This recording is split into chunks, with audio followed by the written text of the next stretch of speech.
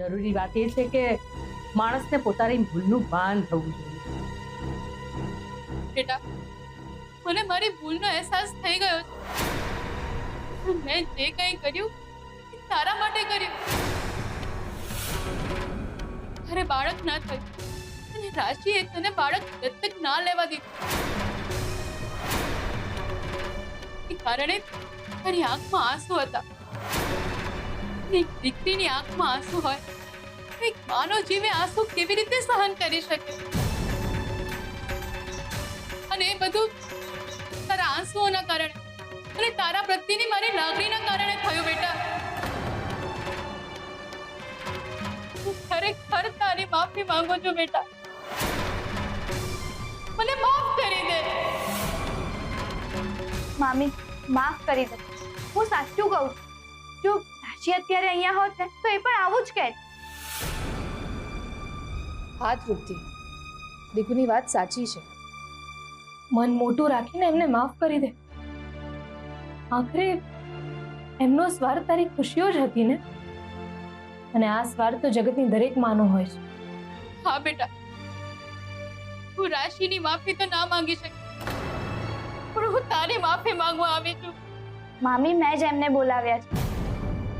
આજે રાશિનો જન્મદિવસ પણ છે અને એના જન્મદિવસના નિમિત્તે તમે બંને પણ અમારી સાથે જોડાવ, એમાં જ રાશિ ખુશ થશે. રાશિના જીવતે જીવત તો મને માફી માંગવાનો મોકો ના મળ્યો, અને આ અફસોસ મને આખી જિંદગી ભર રહેશે. એની ખુશીઓમાં સામેલ થઈ એની ગેરહાજરીમાં હું એની માફી માંગી લઉં છું. પણ તમે આવું કેમ કહો છો કે રાશિને માફી માંગવાનો ચાન્સ ના મળ્યો? જે હજુ આપણા બધાની વચ્ચેથી ગઈ નથી, એ જરૂર આવશે. મને આવવું જ પડશે ને. જોજો, એક દિવસ આવશે પણ ખરી અને તમને એની માફી માંગવાનો ચાન્સ પણ મળશે. દીકુને હજી પણ એવું લાગે છે કે રાશિ પાછી આવશે. Cake cut time. Cake ready sir. અરે વાહ વિનુ, કેક પણ આટલી સરસ બનાવી દીધી અને એમાં નામ પણ અંગ્રેજીમાં લખ્યું છે. હા વિનુ, તને અંગ્રેજી કોને શીખવાડ્યું? ના ના, આ તો મનીષા ભાભીએ લખ્યું સર. પણ હા, આઈડિયા મારો હતો કે કોક તો લખવું સર.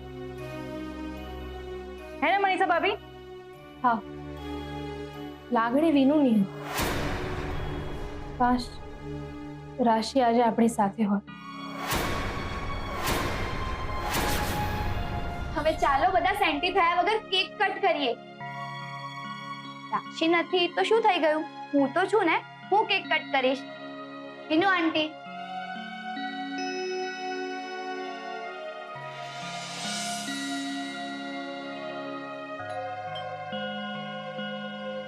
અત્યારે કોણ આવ્યું છે? હું જોઉં.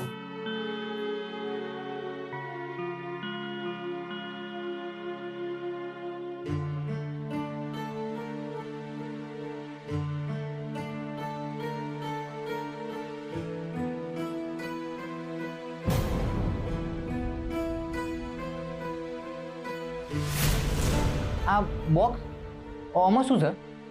આ તો રાશિ જેવું બોક્સ છે. એને મને લેટર્સ આપ્યા હતા એવું જ. શું છે આમાં?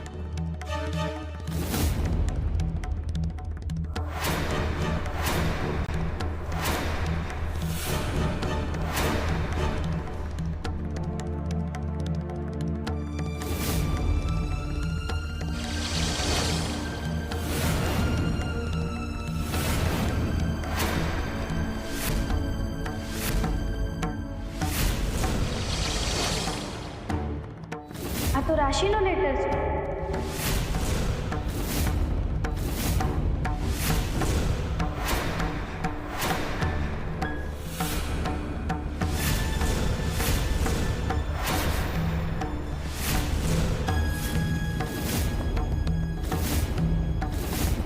મારો વિશ્વાસ સાચો પડ્યો બેબો. આ રાશિનો જ લેટર છે.